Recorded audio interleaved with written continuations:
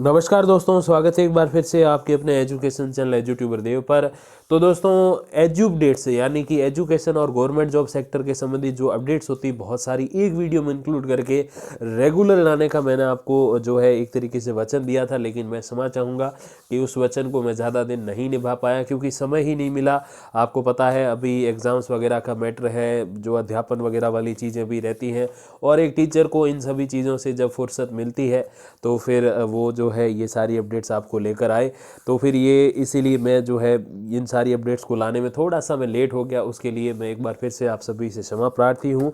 तो दोस्तों देखते हैं कि आज इस वीडियो में आपको जो है कौन कौन सी अपडेट्स मिलने वाली है, चाहे वो गवर्नमेंट जॉब सेक्टर से हो, एजुकेशन सेक्टर से हो, और वो सारी चीज़ें आपके जो भी काम की है, क्योंकि मैं इसका जो डिस्क्रिप्शन में पूरा मैं विवरण दे देता हूँ कि किस एक मिनट और सेकंड पे जो है वो कौन सी चीज़ें हैं, तो पूरा चैप्टर्स वहाँ आपको मिल जाएंगे। तो उसी के अकॉर्डिंग आप अपने काम की जो अपडेट है वो आप दे सकोगे। पूरा पूरा वीडियो देखने को ज़्यादा ज़रूरत नहीं है। तो देखिए, सबसे पहले MDSU की तरफ से है जो एडमिशन नोटिफिकेशन है 2021-22 सत्र का। तो देखिए, MA MCOM MSc computer management वगैरह की जो भी स्टडी होती है रेगुलर बेसिस पे MDSU यूनिवर्सिटी में, तो उसके लिए फॉर्म जो है भरने का समय निर्धारित किया गया है। 6 दिसंबर से दोस्तों ये आवेदन शुरू हुए थे और 20 दिसंबर यानी कि कल शाम तक या दोपहर 3 बजे तक का आप समय मानिए, और तब तक जो है आप इसमें फॉर्म भर सकते हो। हालांकि थोड़ी पहले ये अपडेट मेरे पास आ गई थी, लेकिन मैं ला नहीं पाया आपके पास क्योंकि मैंने कहा कि थोड़ा समय ही कम मिलता है। तो उसके लिए मैं जो है बिल्कुल जो मैं खेद जताता हूँ, या यूँ कहें कि मैं आप सभी से क्षमा प्रार्थी हूँ क्योंकि मुझे थोड़ा टाइम लेकर लाना चाहिए और वो मैं नहीं ला पाया। उसके लिए I am really sorry once again. तो दोस्तों आगे बढ़ते हैं अगली अपडेट की ओर। तो देखिए, ये है डेयरी जो संघों में कार्मिकों की भर्ती के मामले में जो राजस्थान हाई कोर्ट ने जवाब मांगा है। आपको बताओ कि डेयरी जो संघों की भर्ती थी उस संबंध में दोस्तों जो है वो मामला कोर्ट में पहुंच गया था, और कोर्ट ने मामले में डेयरी सचिव, RCDF के CMD सहित भर्ती बोर्ड के सचिव से 10 जनवरी तक जो है जवाब मांगा है। गणेश प्रसाद वैष्णव ने याचिका दायर करके कहा कि डेयरी संघों सहित RCDF में विभिन्न पदों के लिए भर्ती विज्ञापन जारी किया गया था, लिखित परीक्षा की उत्तर कुंजी जारी नहीं की, अभ्यर्थियों को उनके प्राप्तांकों की जानकारी नहीं दी और कट ऑफ मार्क्स जारी किए बिना ही चयन प्रक्रिया जारी है, जो कि मैं समझता हूँ गलत है, और इसीलिए जो है माननीय उच्च न्यायालय ने जो है जवाब तलब किया है। तो ये कैविएट के बाद की ये सारी चीज़ें हैं। तो दोस्तों बढ़ते हैं अगली अपडेट की ओर। तो अगली अपडेट जो है वो RPSC की ओर से। देखिए, तो आपने सुना होगा कई बार, जैसे RS जो भर्ती है या फिर अभी जो कॉलेज लेक्चरर थी, इसमें जो आंसर की जारी की जाती है तो वो कहते हैं कि हम विषय विशेषज्ञ यानी कि जो उस विषय के बहुत अनुभवी लेक्चरर्स वगैरह हैं, बहुत अनुभवी प्रोफेसर्स वगैरह हैं, उनसे जो है वो ये आंसर की जारी करवाते हैं।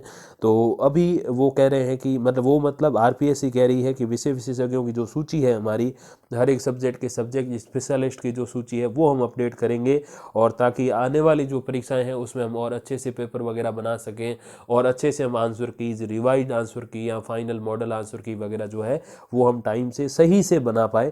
इसीलिए जो है विषय विशेषज्ञ हैं, जो चाहे किसी भी अपने जो भर्ती के हों या किसी भी विषय के हों, तो वो जो है हम जो है उसमें अपडेट करेंगे लिस्ट को और बहुत अच्छे अच्छे विशेषज्ञों को रखेंगे, और ताकि जो है आने वाले फ्यूचर में जो हम अच्छे से आंसर कीज वगैरह तैयार कर पाएँ, क्वेश्चन पेपर वगैरह बनवा पाए। तो यही अपडेट है। अब बाकी मैंने स्क्रॉल कर दिया अपडेट को, आप अच्छे से रोक के पढ़ भी सकते हो। आगे बढ़ते हैं दोस्तों। देखिए, जो अपने नए शिक्षा मंत्री हैं BD कल्ला साहब, वो क्या कह रहे हैं कि स्कूलों के लिए हम 25 साल का मास्टर प्लान बना रहे हैं। शिक्षा मंत्री BD कल्ला पहले भी कांग्रेस सरकार में इस विभाग का जिम्मा उठा चुके हैं, तो उन्हें एक्सपीरियंस भी है एजुकेशन डिपार्टमेंट का। तो वो कह रहे हैं कि तबादला नीति के बारे में जो प्रश्न पूछा था उन्होंने क्या कहा, आप अपडेट देख सकते हो कि तृतीय श्रेणी शिक्षकों से लेकर सभी स्तर के शिक्षकों के हम ट्रांसफर करेंगे, कई सारे हुए भी हैं। और प्राथमिक शिक्षा में कोई बदलाव करने की सोच रहे हैं क्या आप, तो इस संबंध में भी उनसे प्रश्न किया गया। तो देखिए उन्होंने क्या कहा। आगे और भी क्वेश्चन है कि पिछले सालों में शिक्षा के क्षेत्र में ऐसे क्या काम महसूस किए जिन्हें अब आप करना चाहेंगे। तब इन्होंने कहा कि 25 साल का मास्टर प्लान तैयार करेंगे। और फिर जो ये प्रश्न था कि कोरोना की तीसरी लहर में स्कूल बच्चे कोविड से सुरक्षित रहें, इसके लिए क्या व्यवस्था है, तो इस पर भी इन्होंने जो अपनी ओर से जवाब दिया। तो अपडेट पूरी मैंने स्क्रॉल कर दी है, आप वीडियो पॉज करके और थोड़ा HD में करके आप पढ़ सकते हो। तो दोस्तों बढ़ते हैं फिर अगली अपडेट की ओर। देखिए, 11 जनवरी से स्टेनोग्राफर परीक्षा है। ये अपडेट आपने पढ़ी भी होगी, ऑफिशियल वेबसाइट पर भी आ चुकी थी। तो स्टेनोग्राफर भर्ती के अतिरिक्त परीक्षा परिणाम में सफल अभ्यर्थियों के दूसरे चरण की परीक्षा 11 से 13 जनवरी तक आयोजित की जाएगी। राजस्थान कर्मचारी चयन बोर्ड चेयरपर्सन जो है वो हरिप्रसाद शर्मा, उन्होंने बताया कि बोर्ड 23 नवंबर को अतिरिक्त परिणाम बोर्ड ने जो है वो जारी किया था। 16,051 अभ्यर्थियों को दूसरे चरण की परीक्षा के लिए योग्य घोषित किया। फिर हाईकोर्ट के निर्देशों के आधार पर स्टेनोग्राफर भर्ती परीक्षा का अतिरिक्त परिणाम जारी किया गया। उनकी दूसरे चरण की जो परीक्षा का टाइम टेबल है वो जारी कर दिया गया। फिर आगे जो आपको पता है कंप्यूटर टेस्ट वगैरह वो सारे होते हैं, स्पीड टेस्ट वगैरह बहुत सारी चीज़ें होती हैं इसमें। तो ये एलडीसी स्टेनोग्राफर इनमें फिर सारी जो प्रोसेस होती है वो आगे जाके ऑलमोस्ट सिमिलर भी हो जाती है। तो उसके अंतर्गत जो है वो 11 से 13 जनवरी तक ये दूसरा चरण जो है वो आयोजित किया जाएगा। अगली अपडेट देखिए दोस्तों, VMOU यानी कि वर्धमान महावीर ओपन यूनिवर्सिटी की ओर से अपडेट है। तो ये है दोस्तों प्रैक्टिकल जो आपके एग्जामिनेशंस होते हैं जून 2021 जो अपने सत्र है उसके अकॉर्डिंग देखिए। तो इसमें 20 दिसंबर यानी कि कल आपके लास्ट दिनांक है। तो आप अपने जो है जो भी आपका जो क्षेत्रीय केंद्र है तो उस पर आप जाएंगे और ये आवेदन जमा करेंगे। क्योंकि अपने आर्ट्स में अगर मैं बात करूँ तो फिर भूगोल है, चित्रकला, इनके प्रैक्टिकल होते हैं। साइंस में खूब सारे प्रैक्टिकल होते हैं, ऑलमोस्ट सभी, गणित का नहीं होता, उसके अलावा तो लगभग सभी विषयों के होते हैं। और कॉमर्स में नहीं होता जहाँ तक मुझे पता है। तो उनके अतिरिक्त जो भी आपके जो है सब्जेक्ट्स हैं उनमें जो है आप प्रैक्टिकल का ये फॉर्म आपको जमा करवाना है। बाकी आप अपडेट देख लीजिए, ज़्यादा जानकारी चाहिए तो फ़ोन नंबर वगैरह भी अवेलेबल है, उन पे आप कॉल कर लीजिएगा। अगर आपको नहीं मिल रहे तो मुझे बता दीजिएगा, मैं कमेंट्स में आपको अवेलेबल करवा दूंगा। तो ये फॉर्म जरूर भरिएगा जिनके प्रैक्टिकल वाले सब्जेक्ट्स हैं उनको।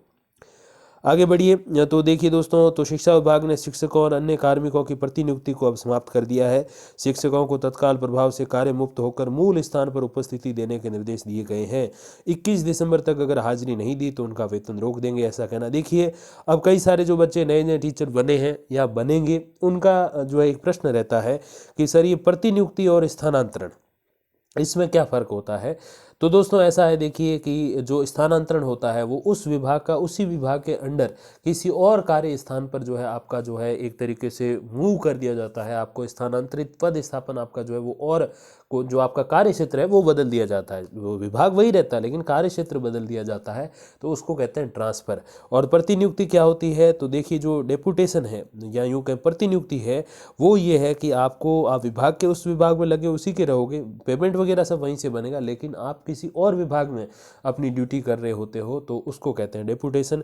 जैसे मैं एग्जांपल के रूप में बताऊं आपको, तो जो जैसे माध्यमिक शिक्षा विभाग है और जो प्राथमिक शिक्षा विभाग है, कई सारे शिक्षक ऐसे हैं जो एक के दूसरे में लगे हुए हैं, उनकी जो पेमेंट बन रही है वो किसी अलग शिक्षा विभाग से है और जो ड्यूटी है वो कहीं और शिक्षा विभाग में। तो ऐसे बहुत सारे तो नहीं होते, बहुत कम होते हैं, बट होते हैं। मैं अगर अपना खुद का व्यक्तिगत रूप से आपको एग्जाम्पल बताऊँ तो मेरे पिताजी ने काफ़ी सारी सर्विसें करी। उसमें जब जो बॉर्डर होमगार्ड जो दोस्तों हैं उसमें जब वो लगे हुए थे तो उनको डेपुटेशन कहाँ का मिला था, उनको मिला था जो फायर ब्रिगेड होती है, मतलब कि जो अग्निशमन सेवा होती है उसका मिला था उनको। जो है और भी अलग अलग जो विभाग है, जैसे ये जो टावर लाइन वाला बिजली वाला जो विभाग रहता है दोस्तों, विद्युत विभाग, इसमें भी जो है डेपुटेशन मिला था। और तहसीलदार की जो तहसीलदार साहब थे उस टाइम, उनकी गाड़ी पे ड्राइवर का भी उनको डेपुटेशन मिल चुका था। तो वो कोई ऐसे इसमें जो ये जो आप कह दीजिए कि जो ये भू अभिलेख वाली सेवा है इसमें नहीं आए थे, वो थे ओरिजिनली होमगार्ड के ही ड्राइवर और चालक थे, चालक के पद पे वो जो है रहते हुए रिटायर हुए थे। तो वहीं से उनका ट्रांसफ़र इधर हुआ था। तो इसका ये मतलब नहीं है कि वो उनकी पेमेंट भी इधर से बनेगी, पेमेंट उधर से बन रही थी लेकिन डेपुटेशन हो गया था उनका, मतलब प्रतिनियुक्ति पे उनको दूसरे विभाग में लगा दिया गया था। तो आर्मी में ऐसा नहीं होता अमूमन, बाकी तो लगभग हर विभाग में ऐसा हो जाता है। तो उसी में जो है यही जो है फ़र्क है डेपुटेशन का और ट्रांसफ़र का।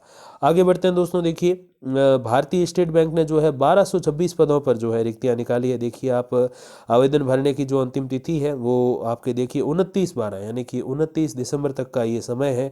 बाकी ये सारी अपडेट आपके सामने है, जो है सर्कल स्थित अधिकारियों की ये भर्ती है। आप ज़्यादा जानकारी के लिए फ़ोन नंबर है, इस पर फ़ोन करके पूछ सकते हो कि ये जो नोटिफिकेशन है जो पेपर में आया है ये सही है या गलत है। तो आप ज़रूर इसको देख लीजिएगा, पढ़ लीजिएगा। बाकी वेबसाइट है बैंक की खुद की, तो इस पर भी जाके आप जो है इसका पता लगा सकते हो।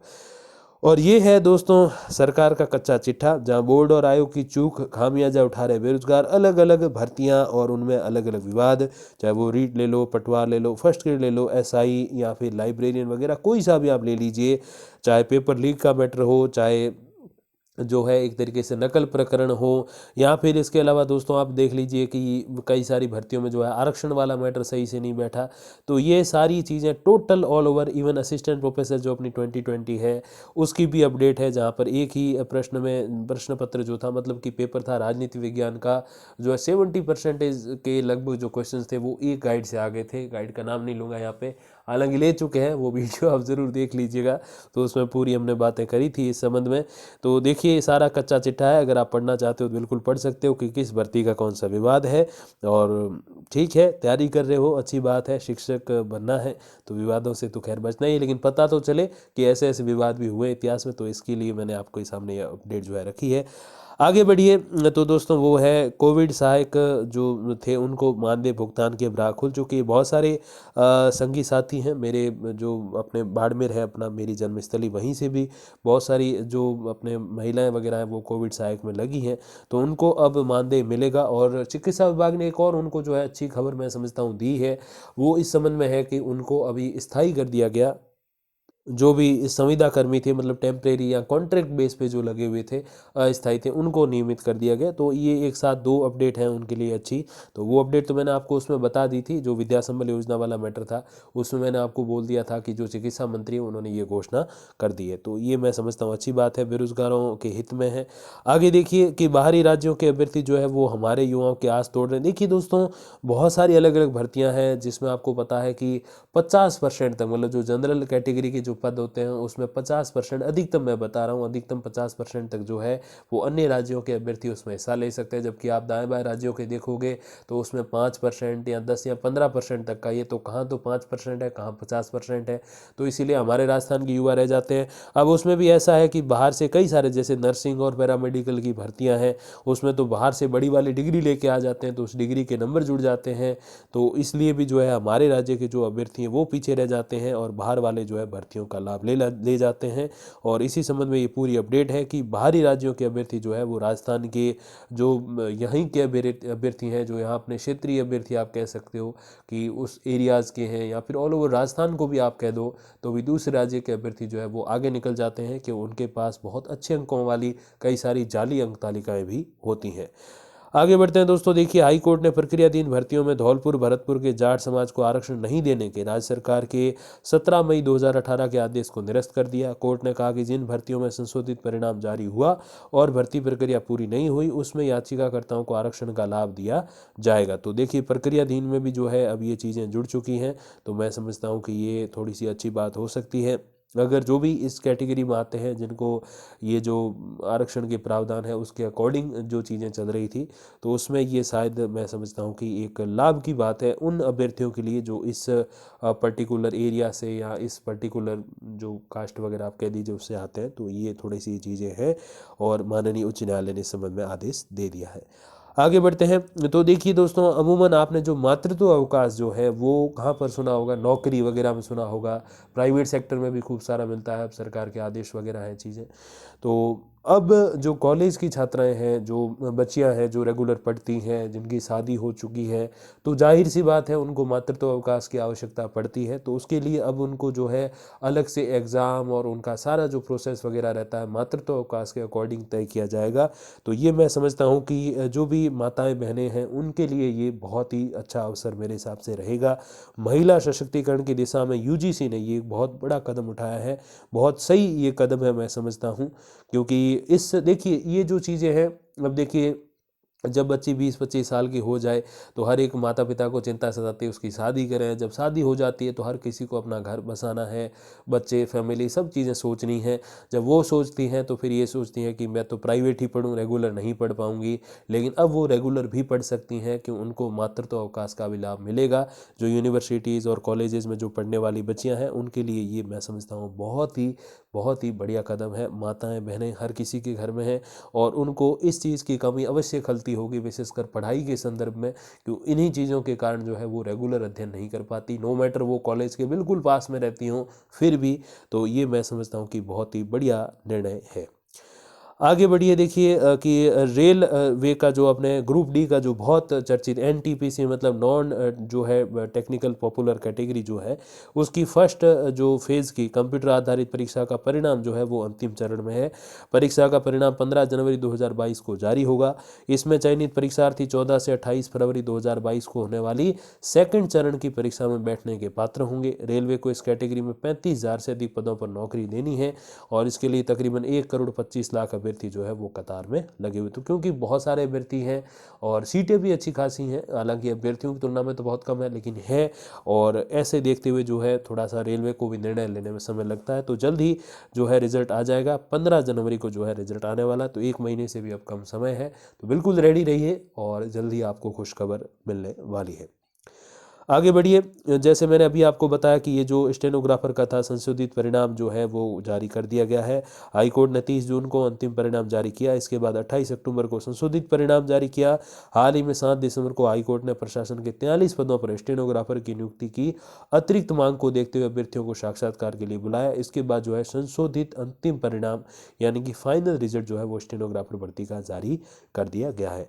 आगे बढ़े तो देखिए ये हैं अशोक जी गहलोत जो अपने मुख्यमंत्री राजस्थान के। उन्होंने कहा कि जो है बहुत सारी मांगे उन्होंने जो है वो मानी भी है, कुछ एक मांगे अपनी जनता की बाकी है।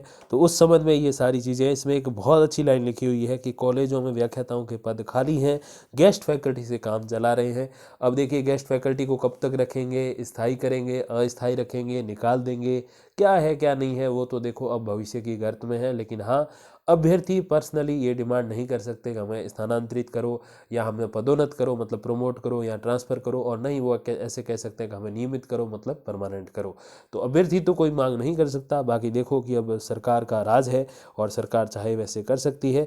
तो ये चीज़ें हैं, और जो भी गेस्ट फैकल्टी में लगे हैं या लगने वाले हैं उनसे मैं हर एक वीडियो में यही कहता हूँ और इस वीडियो में भी यही कहना चाहूँगा कि आप उसके साथ स्थायी भर्तियों की जो तैयारी है, जैसे फर्स्ट ग्रेड की अगर बीएड है, सेकंड ग्रेड है, और अगर बीएड नहीं है खाली पीजी यानी कि एमए, एमएससी, एमकॉम और नेट है, तो फिर आप ये करिए कि आप जो है आने वाली कॉलेज लेक्चरर भर्ती है 1 साल के अंदर अंदर आ जाएगी। तो उसके लिए आप तैयारी रखिए ताकि जैसे ही यहाँ से आपको भगवान ना करे क्यों निकाले, बट कभी ऐसा अवसर आए कि आपको यहाँ से निकाला जाए तो फिर आपके पास एक परमानेंट भर्ती का सॉल्यूशन हो, ऑप्शन हो, तैयारी हो।